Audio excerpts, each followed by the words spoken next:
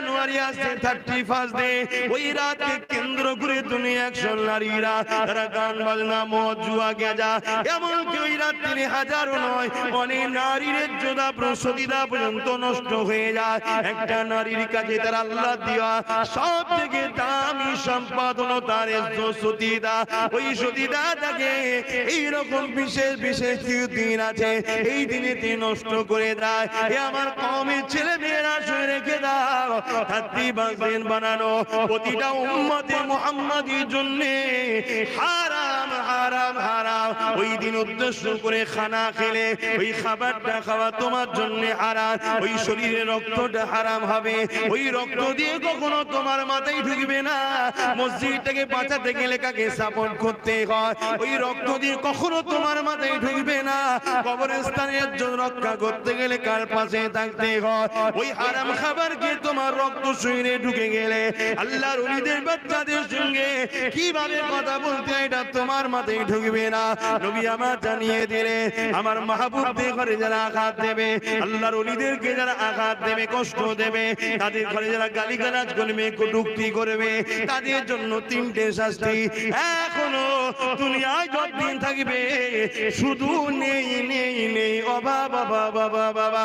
দ্বিতীয় নম্বর হলো তার যেখানেই যাবে সে সম্মান পাবে না, সে বুঝতেই পারবে না এমন কিছু কিছু করে ফেলবে।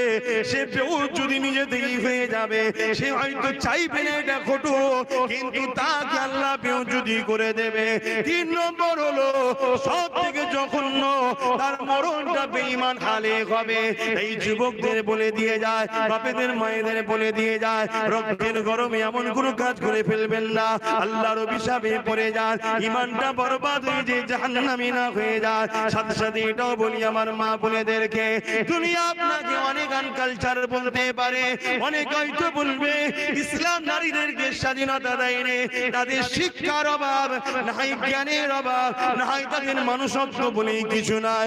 কারণ ইসলামী একমাত্র আমি মনে করি নারীদের করে যে সম্মান দিয়েছে ওই সম্মানে এক জাররা পরিমাণ পৃথিবীর কেউ দিতে পারেনি। এই যুবকেরা একটা কন্যা সন্তান যখন হয় পৃথিবী তখন মুখ ছিটকে লায়, সবার মনটা খারাপ হয়ে যায়। নারী হয়েছে নারী হয়েছে নারী হয়েছে।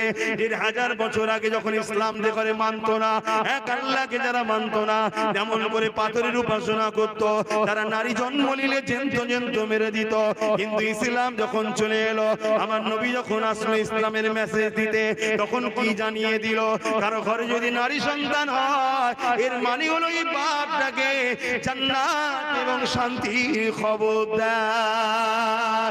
এই যুবকেরা যাদের ধারণা ছিল নারী অশুভ, নারী হত্যা করে দিতে হয়, নারীদের সমাজে কোনো মর্যাদা না, নারী তো শুধু ভোগের জিনিস, নারী শুধু কাজ করবে খেদমত করবে, তার কোনো ইজ্জত আবরুহ নাই, তার কোনো সম্মান নাই, তার কোনো অধিকার নেই, কথা বলার স্বাধীনতা নাই। কিন্তু ইসলাম জানিয়ে দিল নারী আর পুরুষ তোমরা একে অপরের সমান। পুরুষের জামা হলো নারী, নারীর জামা হলো পুরুষ। আসল আলোচনার মাহফিল তো এই জন্যে করা হয় যাতে করে আমরা বারবার শুনে পরিবর্তন হয়ে যায়। বলুন আলহামদুলিল্লাহ। আল্লাহ চাইলে আমরা তো আস্তে আস্তে অনেকটাই পরিবর্তন হচ্ছি।